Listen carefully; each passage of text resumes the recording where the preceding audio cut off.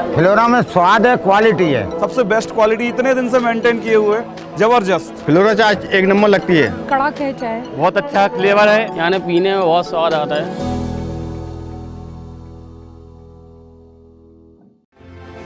इस खबर के प्रायोजक हैं पूजा श्री डिटर्जेंट पाउडर व केक।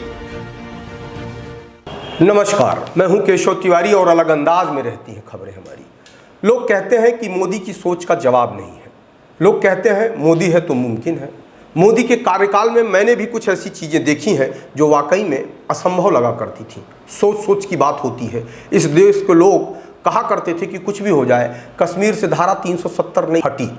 देश के तमाम नेता एक नारा बुलंद किया करते थे कि रामलला हम आएंगे, मंदिर वहीं बनाएंगे, पर तारीख नहीं बताएंगे। लेकिन मोदी के रहते वह तारीख भी सुनिश्चित हो गई, जिसमें राम मंदिर बनकर आम जनता के लिए खोल दिया जाएगा। इस देश के अंदर ट्रिपल तलाक भी खत्म किया गया।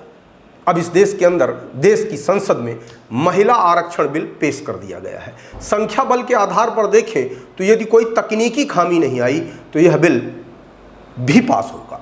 2024 के लोकसभा चुनाव की तैयारी को देखते हुए जिस तरीके से विपक्ष एकजुट हुआ और उसने इंडिया नामक संस्था को जन्म दिया, उसके बाद से ही नरेंद्र मोदी ने तैयारी करनी शुरू कर दी थी कि आखिरकार 2024 के लोकसभा चुनाव के हिसाब से मजबूत और उम्दा दाव क्या हो सकता है, या यूं कहें कि लोकसभा चुनाव के हिसाब से मास्टर स्ट्रोक क्या हो सकता है।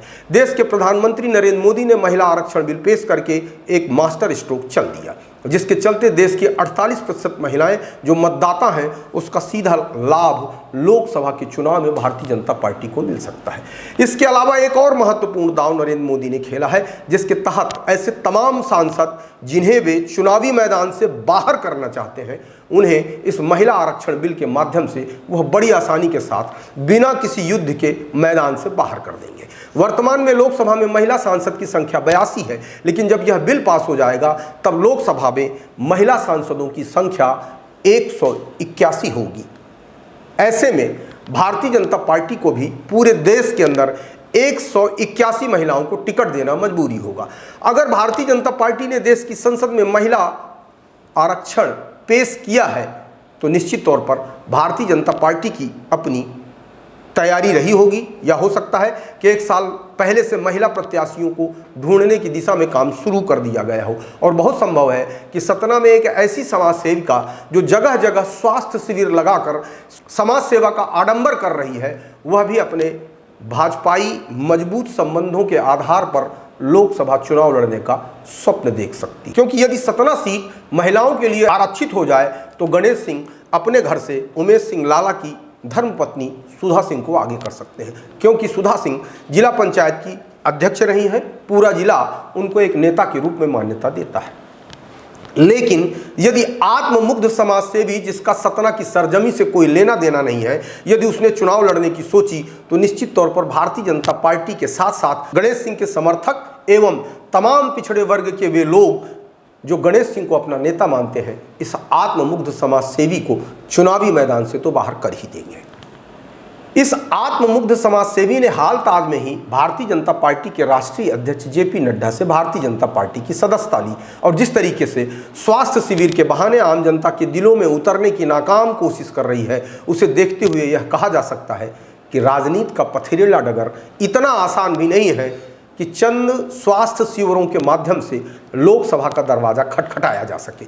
यदि स्वास्थ्य शिविर लगाकर लोग लोकसभा सदस्य बनने का सपना देखने लगे तो टाटा घराने का, रिलायंस घराने का, अपोलो घराने का, मैक्स घराने का भी सदस्य जो बड़े बड़े हॉस्पिटल देश के अंदर चला रहे हैं, उनका कोई न कोई सदस्य लोकसभा में आला टांग कर बैठा होता। पहले लोग कहते थे कि राजनीति में सफल होने के लिए या तो आदमी के अंदर पराक्रम होना चाहिए या उसके अंदर परिक्रमा लगाने की क्षमता होनी चाहिए। लेकिन जिस तरीके से एक महिला सतना में टपकती है, उसके बाद समाज सेवा का दिखावा करती है, पहले तो लोगों की सिर्फ आंख चेक की गई लेकिन चश्मा आज तक नहीं मिला। नेत्र शिविर लगाकर नेत्र रोगियों का इलाज नहीं किया गया, बल्कि नेत्र रोगियों का डाटा जुटाया गया। अब सामान्य रोगियों के लिए रोग शिविर लगाया गया और उसके माध्यम से लोगों का डाटा जुटाया जा रहा है। कोई बहुत बड़ी दवाई नहीं हो रही है, पैरासीटामॉल और गैस की छोटी मोटी दवाइयाँ बांटी जा रही हैं। इसे अगर आम आदमी जाकर दुकान से खरीदे तो 5 या 10 रुपए की ही गोलियां हैं, और यदि आप शासकीय चिकित्सालय में जाकर दिखाएं तो ये गोलियां आपको मुफ्त में भी मिल रही हैं। लेकिन जिस तरीके से इस आत्ममुग्ध समाज सेवी महिला ने प्रचार प्रसार किया, उस तरीके का प्रचार प्रसार शासकीय चिकित्सालय में नहीं होता। अभी तो सतना शहर में कुछ जगह शिविर लगे हैं। अभी इस बात का बहुत हल्ला है कि शिविर के माध्यम से सतना शहर रोग मुक्त हो गया, लेकिन इस शिविर के माध्यम से बंटने वाली दवाइयां जब मरीजों को फायदा नहीं करेंगी तो आप अंदाज लगाइए कि जनता इस आत्ममुग्ध समाज सेवी का क्या हालत करेगी। किसी भी समाज सेवी को नियम कानून कायदों का पालन तो करना चाहिए। जब इस संबंध में सतना जिले के मुख्य चिकित्सा अधिकारी LK तिवारी से विशाल खबर ने बातचीत की तो उन्होंने कहा कि शहर के अंदर जगह जगह शिविर लग रहे हैं, हमें इस संबंध में कोई जानकारी नहीं। विशाल खबर ने कहा कि यदि किसी जनता के साथ कोई असुविधा हुई या दुर्घटना हुई तो इस बात के लिए जिम्मेदार कौन होगा? क्या शिविर लगाने की जानकारी आपको है? जगह जगह स्वास्थ्य शिविर लगाए जा रहे हैं। उन्होंने कहा मुझे इस बात की कोई जानकारी नहीं है। मज़ेदार बात यह भी है, जो चिकित्सक और नर्स इस शिविर में आम जनता का इलाज कर रहे हैं वह वाकई में शिक्षित और प्रशिक्षित है या उन्हें सफ़ेद कोट पहनाकर बैठा दिया गया है, इस बात से भी जिला प्रशासन अनभिज्ञ है। इस संबंध में भी मुख्य चिकित्सा अधिकारी को कोई जानकारी नहीं है। किसी ने सच ही कहा है कि हिंदुस्तान भेड़िया धसान।